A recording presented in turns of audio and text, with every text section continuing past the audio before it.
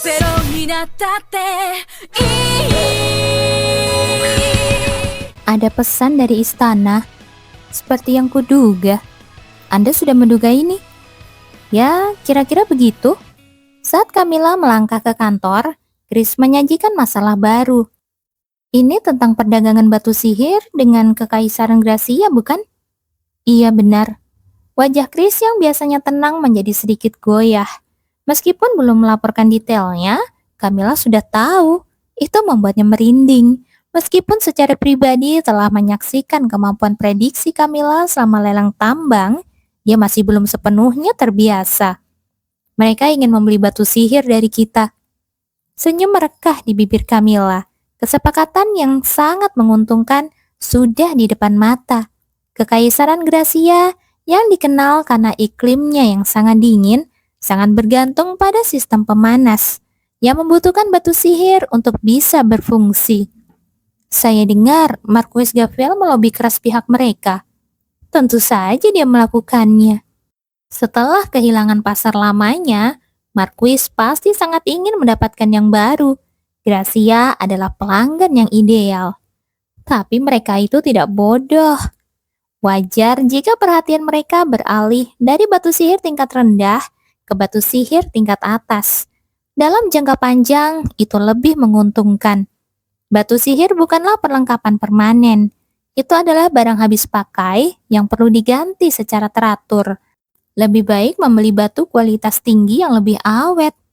Itulah kenapa batu tingkat atas selalu diburu. Kalau harga 10 batu kualitas rendah sama dengan satu batu kualitas tertinggi, pilihannya sudah jelas. Mereka meminta tanggapan secepatnya. Camilla merasa puas karena keluarga kerajaan menghubunginya secara langsung daripada melalui Duk Sorpel. Itu adalah pengakuan bahwa dia adalah pemilik sah batu-batu itu. Aku sendiri yang akan membalasnya. Baik, dimengerti. Chris mengangguk dan melanjutkan ke masalah lain. Meskipun sesekali tatapannya beralih ke Dorman yang sedang menyeduh teh di dekatnya. Hari ini Anda membawa Dorman. Aku berencana memperkerjakannya di kafe. Maaf? Dorman yang diam sampai sekarang mendongak terkejut. Kafe? Buktikan kalau kau berguna, kata Camilla dengan nada tegas. Saya sudah banyak bekerja di sini. Benarkah? Kapan? Di mana? Bagaimana? Saya bersih-bersih dengan rajin. Sekarang staf lain membersihkannya lebih baik. Saya menyeduh teh dengan sempurna. Teh buatanku lebih enak. Meskipun sebenarnya teh enak itu hasil mengikuti instruksi Derin. Saya bahkan membantu memandikan. Kau mau mati? Kenapa harus membahas itu? Ini tidak adil, protes Dorman. Mulai sekarang, ketika aku tidak di rumah, bekerjalah di kafe. Bisnis baru-baru ini meningkat berkat kabar dari mulut ke mulut tentang makanan penutupnya. Meskipun awalnya mereka membutuhkan beberapa trik pemasaran, akhirnya kualitaslah yang berbicara. Melihat Lila kesulitan menghadapi membludaknya pelanggan, Camilla memutuskan untuk mengirim staf yang menganggur untuk membantu. Kalau kau tidak bisa membuktikan kemampuanmu di sana, apa yang akan terjadi, Nona? Penasaran? Seringai kecil Camilla membuat Dorman mundur secara naluriah. Kau tahu, hak sepatu baruku sangatlah tajam. Tenang saja, Nona. Saya akan bekerja keras. Bagus. Pergi ke kafe sekarang juga. Baik, Nona. Melihat Dorman bergegas pergi, Camilla mendecakkan lidahnya kesal. Dia jadi malas sejak staf lain meningkatkan kinerja mereka. Menangkapnya tidur siang di bawah pohon hari ini sudah batas kesabaranku. Hal seperti ini tidak akan terjadi lagi di bawah pengawasanku. Gumamnya lalu kembali ke pekerjaannya dengan ekspresi puas. Chris yang mengamati dengan diam hanya bisa menggelengkan kepalanya. Delegasi. Setelah Camilla mengkonfirmasi kesepakatan dengan Istana Kerajaan Gracia, Duk Sorpel membawa berita tentang permintaan mereka berikutnya. Mereka ingin bertemu denganmu secara langsung. Kekaisaran Gracia ingin bernegosiasi langsung dengan Camilla, si pemilik batu sihir. Ayah memasukkanku ke dalam delegasi. Penobatan Kaisar baru Gracia mendorong Fabler untuk mengirim delegasi resmi. Itu hal yang wajar, pikir Camilla. Yang mengejutkannya adalah dia yang diikut sertakan.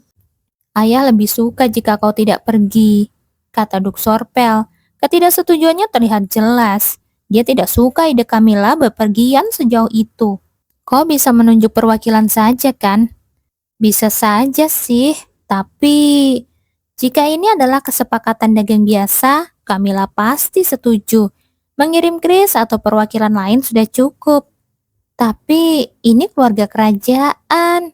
Menolak permintaan untuk bertemu secara langsung, terutama dari keluarga kerajaan Gracia, bukanlah keputusan yang mudah. Aku akan pergi, kata Camilla.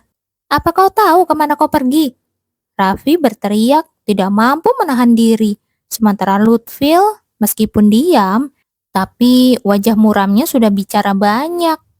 Belum lama ini mereka adalah musuh kita. Apa dia sadar kalau belum lama ini itu berarti 300 tahun yang lalu? Perang saudara juga baru saja berakhir. Situasinya mungkin masih berbahaya. Tambah Lutfil dengan nada serius. Camilla menghela nafas pendek. Aku pergi sebagai bagian dari delegasi. Bukan berarti dia pergi sendirian. Sejujurnya, ketiga pria ini bereaksi terlalu berlebihan. Apa kau benar-benar harus pergi? Aku tidak bisa melewatkan kesepakatan sebesar ini. Baiklah, ayah. Meskipun ada protes, Duk Sorpel akhirnya memberikan persetujuannya. Melihat ekspresi tegang di wajah Raffi dan Lutfil, Duk juga hanya bisa menghela nafas. Dia membuat keputusan ini sebagai pemilik serikat dagang. Kita tidak boleh ikut campur. Tapi ayah, namun dia akan diberi pengawalan, pengawal yang banyak. Camilla ingin mengatakan bahwa dia sudah memiliki kesatria hantu yang sangat terampil, Zeno yang selalu siap sedia. Tetapi jika dia menolak syarat ini, mungkin akan menyebabkan izinnya dicabut. Jadi Camilla mengangguk setuju. Ngomong-ngomong, siapa yang memimpin delegasi ini? Meskipun dia sudah tahu jawabannya, Camilla pura-pura tidak tahu. Yang Mulia Edson. Apa? Tunggu, siapa tadi? Pangeran Edson telah ditunjuk sebagai pemimpin delegasi ini. Itu tidak mungkin. Camilla hampir saja mengeluarkan kata-kata yang menggumpal di tenggorokan. Apa aku boleh mempertimbangkan ulang untuk pergi? Senang bertemu denganmu lagi, Nona. Kenapa yang ini berubah? Kenapa ya? Saat Camilla berhadapan langsung dengan putra mahkota Edson yang menyeringai padanya, dia membungkuk dalam-dalam, menekan kejengkelan yang ingin muncul. Aneh sekali. Dia ingat betul bahwa pemimpin delegasi ini seharusnya adalah pangeran kedua. Periode ini memang penuh kontroversi. Para pendukung pangeran pertama Edson sering menyuarakan ketidakpuasan mereka terhadap keputusan kaisar. Mereka mengklaim wajar jika Edson, sang putra mahkota, yang memimpin delegasi. Bagaimana mungkin kaisar mengirim pangeran kedua? Semua orang menyebut itu sebagai rencana permaisuri. Kaisar yang konon terpengaruh oleh bisikan permaisuri bertujuan untuk memperkuat posisi pangeran kedua dengan membiarkannya menangani urusan luar, seperti misalnya Gracia ini. Seluruh istana pernah heboh soal ini. Namun untuk beberapa alasan, kali ini Edson lah yang ditunjuk sebagai pemimpin delegasi. Sepertinya yang lain belum datang. Apa aku datang terlalu cepat ya? Supaya tidak memberi celah yang bisa dikritik, Camilla memang sengaja datang lebih awal. Mereka tidak datang hari ini, hanya kamu yang diundang. Maaf, rapat delegasi tetapi hanya aku yang ada di sini. Kenapa? Kamu tidak suka berdua saja denganku? Tentu saja tidak. Seperti biasa, orang ini terlalu tajam menangkap reaksi orang lain. Semakin banyak yang kupelajari tentangmu, semakin menarik dirimu, Nona. Senyum Edson semakin melebar, bahkan tampak nakal. Pemilik perusahaan dagang hantu itu ternyata adalah kamu. Hei Tuan, itu kejutan yang sudah basi. Karena itu, saya sudah menyiapkan sesuatu. Menyembunyikan ketidaksenangannya, Camilla memberinya sebuah kotak kecil. Apa ini? Apalagi, ya suap lah. Saya merasa tidak enak selalu menjadi pihak yang menerima. Dia akan melakukan perjalanan panjang, di mana dia akan terus-menerus melihat wajahnya. Dia berharap hadiah ini akan membuat Edson lebih mudah untuk dihadapi. Cincin ya? Ini adalah produk baru spesial dari perusahaan dagang kami. Dia mencurahkan lebih banyak upaya untuk cincin ini daripada cincin yang diberikan kepada ketiga duk. Edson memiliki standar tinggi, jadi barang biasa tidak akan berhasil padanya. Saya harap Anda menyukainya. Cincinnya indah, tapi apa motifmu yang sebenarnya? Motif saya hanya berencana memanfaatkanku untuk promosi ya. Astaga, orang ini terlalu tajam. Dia benar sekali. Hadiah itu tidak hanya dimaksudkan untuk mempermudah perjalanannya bersama Edson, tetapi juga agar Edson mempromosikan berlian biru itu di kalangan masyarakat kelas atas. Ya, mungkin sebagian besarnya memang untuk itu sih. Bagaimanapun, bangsawan memiliki pengaruh besar di dunia sosial. Baiklah, kalau begitu, silakan saja memanfaatkanku sepuasmu. Cincin itu tampaknya memang menyenangkan hatinya, karena dia segera mengenakannya di jarinya. Dia tampak benar-benar senang. Mengejutkan, ternyata dia bisa mengekspresikan perasaan untuk hal seperti ini. Benar, promosi sangat penting dalam bisnis. Omong-omong, jika saya mengirim hadiah kepada Yang Mulia Permaisuri dan Yang Mulia Pangeran kedua, senyum Edson yang relatif tulus dengan cepat kembali ke ekspresinya yang biasa, datar dan penuh kontrol. Kamu ingin melakukannya? Silakan saja. Tidak perlu, Yang Mulia saja sudah lebih dari cukup untuk promosi. Dorman, sepertinya aku akhirnya mengerti bagaimana perasaanmu saat di kafe. Ambil ini. Edson menyerahkan kontrak dari istana Kekaisaran Gracia mengenai perdagangan batu sihir mereka. Camilla akan menyesuaikan poin-poinnya sebelum negosiasi resmi. Ngomong-ngomong, suaranya menyela saat dia sedang membaca sekilas kontrak itu. Cincin ini, apakah ini yang pertama dibuat? Tidak, saya juga menghadiahkan beberapa kepada ketiga duk. Camilla mengangkat pandangannya dari dokumen. Kenapa rasanya ada firasat buruk ya? Ketika dia menatap matanya, wajah Edson tampak tenang. Kalaupun ada, dia terlihat lebih senang dari sebelumnya.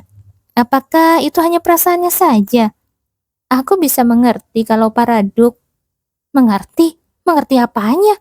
Tatapan bertanya Camilla tidak terjawab, karena Edson hanya tersenyum misterius. Melangkah ke kafe yang ramai, Camilla menepis lambaian hormat dari para staf yang mengenalinya. Dia mengamati sekeliling, senyum puas tersungging di bibirnya. Kecuali untuk satu hal. Aduh, Dorman yang duduk di dekat jendela yang bermandikan sinar matahari, bermalas-malasan tidur siang, menerima pukulan keras di belakang kepalanya. Nona, terkejut dia melompat berdiri, hanya untuk menciut ketika melihat siapa yang memukulnya. Jadi pekerjaanmu di sini adalah tidur ya? Tidak, Nona. Saya hanya mengambil istirahat yang sangat singkat setelah bekerja dengan rajin. Kalau begitu bersihkan air liur di dagumu sebelum bicara. Dorman buru-buru menyeka mulutnya. Kalau begini terus, aku harus benar-benar mendidikmu. Bukan begitu, Nona. Ada yang menggantikan tugas saya, jadi saya istirahat sebentar. Menggantikan? Memalingkan kepalanya ke arah Dorman menunjuk, Camilla tertegun. Hah? Apa yang dia lakukan di sini? Itu tidak lain adalah Hevel. Mengenakan celemek dan penutup kepala, dia dengan cermat membersihkan setiap sudut dan celah dengan keseriusan yang berlebihan. Sejak kapan kamu mulai bekerja di sini? Hevel terkejut dan tanpa sengaja menjatuhkan peralatan bersih-bersih saat tatapan mereka bertemu. Kau terlihat cocok dengan itu. Ketika Camilla menunjuk ke celemek dan penutup kepalanya, Hevel buru-buru melepaskan dan melemparkannya ke lantai. Ini gara-gara kamu. Memangnya apa yang kulakukan? Berani-beraninya kau menyuruh Dorman melakukan pekerjaan rendahan seperti ini. Jadi kau melakukannya untuknya. Apa kau tahu siapa dia? Tunggu, ada debu di sana. Hevel meraih peralatan kebersihan lagi dan menyerang noda di dekatnya dengan semangat. Dia memang terkenal karena gila kebersihan, komentar Dorman dengan puas sambil menyelinap di sampingnya. Dan kau berencana untuk terus bermalas-malasan? Kembali bekerja. Tatapan tajam Camilla tidak memberinya pilihan. Sambil menggerutu, Dorman mengambil lap dan bergabung dengan Hevel.